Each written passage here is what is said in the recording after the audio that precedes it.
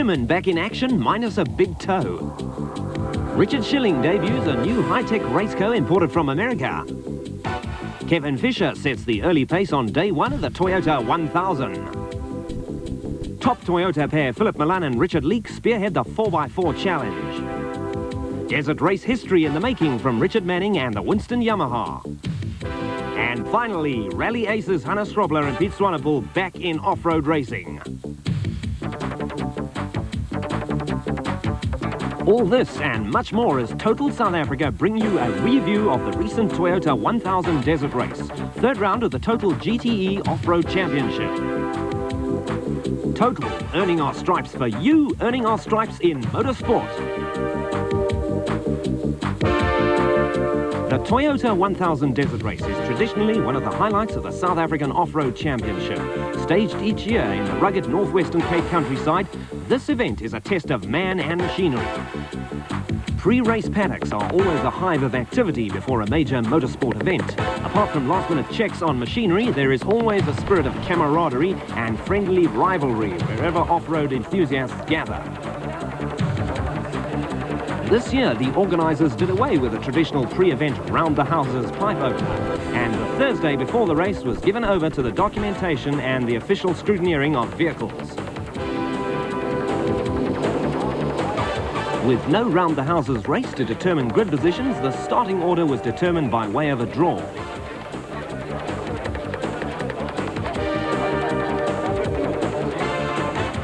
The Toyota 1000 Desert Race takes competitors on a two-day loop between Vryburg and Taylor's Pan. Clerk of the course, Peter Monsieur Wilson, predicted tough times ahead for the crew. Conditions are going to be very dusty. They haven't had rain down here for quite a while.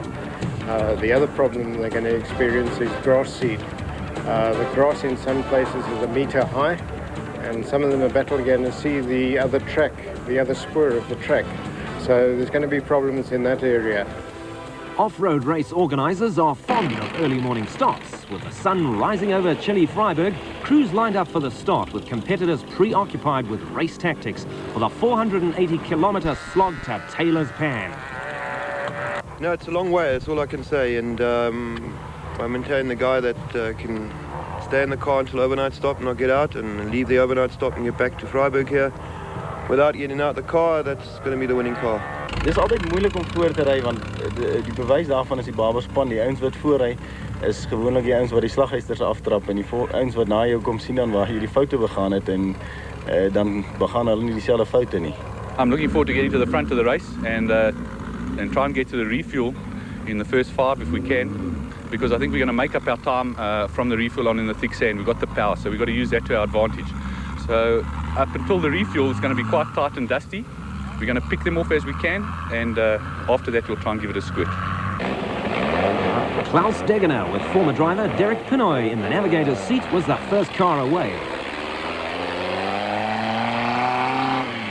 While Degener disappeared into the distance, there were early problems for local farmer R.P. Reinicker and Lucas Dreyer, who had drawn second place. Electrical problems delayed them on the line, and they eventually got away in 30th position. Out on the route, Degener and Pinoy were setting a brisk early pace in the Duckham's Chenoweth. When the leading cars reached Southie, the Bux Carrollin Kenny Scholthammer combination had moved into second place in the Raceco Porsche. Not far behind them were transplanted Australian Robin Yates, who now lives in Durban, and Nardis Alberts in the Perma Products Raceco. Back at the start, and it was the turn of the bikers, an hour and a half after the cars, to form up on the line. For many motorsport enthusiasts, the bikers are the real off-road heroes. The riders take punishment and the competition is tough. I think it's probably the toughest in all the classes, because you've got any one of 4 guys could win, you know. I hope to do well. There's Brian, Yuri Human, who's just come back from his toe. I think that's really brave of him to ride. I just hope he doesn't have any problems. And then there's Alex, who won Barberspan. So it'll be pretty tough out there. For riders, thorns in the thick northwestern Cape bush are a major concern. Well, it's mainly arms I get hit by thorns. We just wear these sleeves. They help a little bit. Teenager Alex Vowles Jr. has emerged as one of off-road racing's rising stars. I got more time to train, and they got a lot of work to do. So I just train hard and hopefully I can be fitter than them, and if I am, then I can catch them. Hopefully I'll beat them. There was plenty of adrenaline starting to pump on the start line, and Kevin Fisher on the Rock Oil KTM, who drew first position, led away the bike brigade. He was followed by Lesotho rider Patrick Andrews on the Lesotho Office Equipment KTM, who was amongst the pre-race favourites.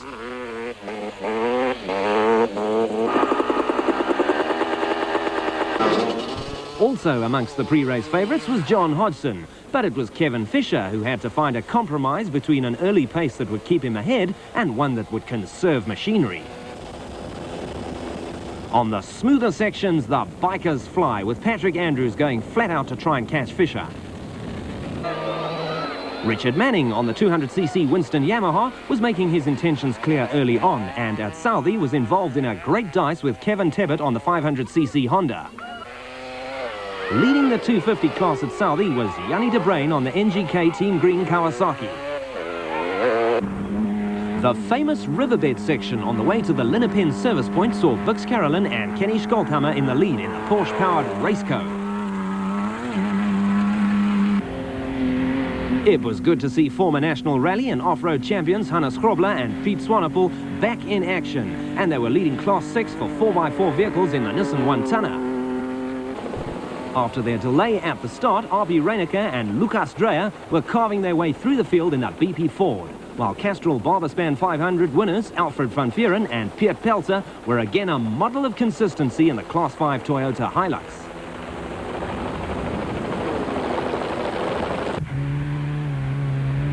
Roger Westermeyer was also having a good run to lead Class 9 ahead of early pace setter Harry Roscoe, who had run into mechanical problems. There were also mechanical problems for Fred Levesque in the Motortech Raceco, and a broken camshaft belt brought his race to an end. In a homemade special that took him just 4 weeks to build, Wolf Peter Fumfe was leading Class 10.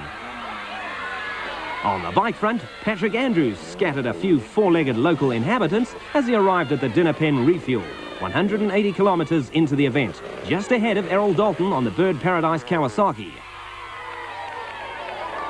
The locals have a soft spot for motorcycle competitors, and Richard Manning acknowledged the cheers as he went through in third place. Manning was still ahead on the 200 class and was closely followed by Kevin Tebbett on the Sun City Honda.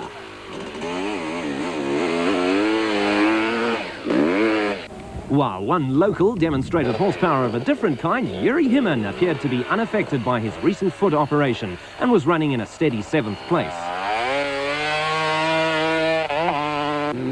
A great battle had developed for the lead between Klaus Degener and Derek Pinoy and Bux Carolyn and Kenny Scholthammer, who had been delayed by a puncture. Robin Yates and Nardis Alberts were still in third place, but had developed a serious engine misfire, which was to lead to their retirement. There were no such problems for Greg Wiebel and Warren Claassen, who were going well in the ex-Carolyn Raceco Kajima. Freiburg dentist Harry Kirstein and Dries de Klerk were lying second in Class 6 in the ex-Reinecker Nissan, with Steve Parker and VZ van Zyl locked in a seesaw battle in Class 7 with Craig Hopkinson and Kathy Shimwell.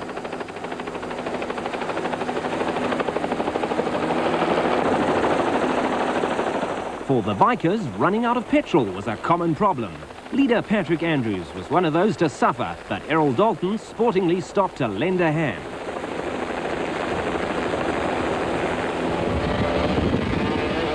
Not long afterwards, it was Dalton's turn to run out of gas, and this time it was the turn of Andrews to play Good Samaritan. It was indicative of the sportsmanship that exists between off-road races.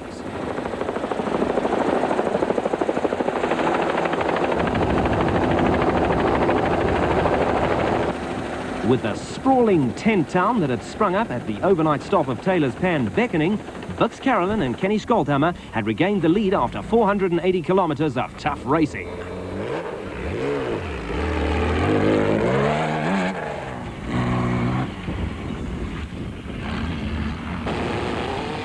Carolyn and Scholthammer were still being chased by Klaus Degener and Derek Pinoy, who provided for some drama on the run into the finish line. Degener and Pinoy trailed in 20 minutes behind the leaders.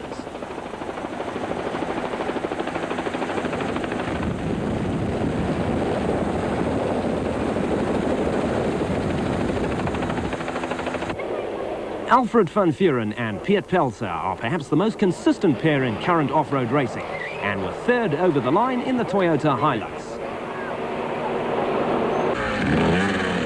Patrick Andrews was the first of the bikers at the overnight stop, and the Lesotho rider voiced a few misgivings about what lay ahead of the competitors the next day. The first 50 k's coming in this way, we have to go back the same route. I don't know what the organisers have done there. You can't ride through that, even walk. I mean, it's just bushes everywhere. So I'm just going to play it easy, take it easy, and after the halfway point, I'm going to start going again. For weary competitors and service crews, the day is not over, with much needed maintenance to be done on battered machinery. Leader Carolyn was happy. The car went well. We got a few problems. We knocked over a fence and we got fence tied up in the hubs. We're just taking that all out now. We don't have any other major problems. We'll be there tomorrow. Carolyn and Skolthammer had a handy lead at the overnight stop, with the tough conditions taking a heavy toll, with only 17 of the 71 starters on the survivors list.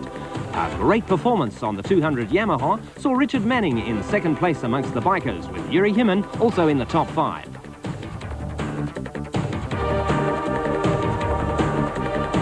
After a tough day of racing comes the time to relax.